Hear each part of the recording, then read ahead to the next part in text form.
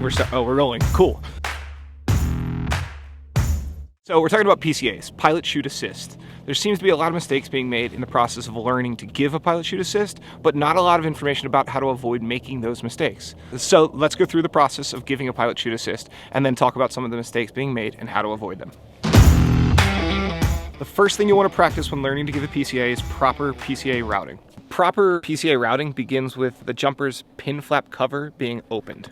The bridle should run into the PCAer's hand, being routed into the bottom and out of the bottom, not allowing any excess loops to hang from above or below. At that point, you'll leave a few inches between each hand, holding the pilot chute by the load tapes in a bite of mesh. A PCA is a series of events that happen in an instant. So let's talk about what is actually happening during that instant. The first thing that happens is the jumper exits the object. This tensions the bridle and extracts the pins, allowing the container to open. The bridle remains in the bridle hand and supports the canopy out of the container until line stretch. At this point, the bridle starts to pay out of the bridle hand. The bridle then tows the pilot chute with little to no resistance, and you just rocked that PCA.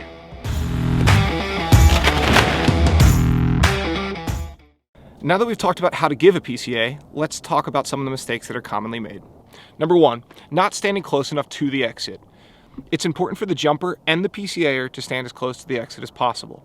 You do not want to open their container and allow the parachute to strike the object, causing damage to gear or potential for off headings. So take a minute to discuss with the jumper where they plan to exit from and where you plan to stand behind them. Number two, a drop PCA. This is when the PCA releases the bridle and pilot chute prior to getting the jumper to line stretch. This puts the jumper into free fall and creates a considerably lower opening. Number three, overgrip. This is kind of the opposite of a drop PCA, and it's also one of the most commonly made mistakes. It's using more force than is actually needed to give a PCA. Some hazards of overgrip are getting burns on the inside of the PCA bridle hands, causing damage to a pilot chute. Jumpers have broken fingers, they've been pulled off of exits. You also run the risk of damaging gear. Number four, damage the jumper's pilot chute. This happens for a combination of reasons. First is over-gripping the nylon of the pilot chute. We suggest holding the pilot chute by the load tapes on the mesh.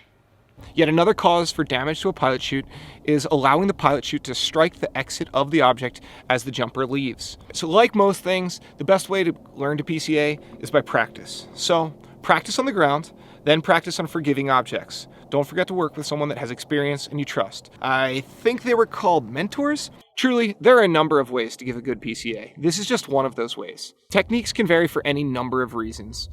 What matters is that you've given thought to your technique and identified any potential for error. I need that PCA real bad. I need that PCA.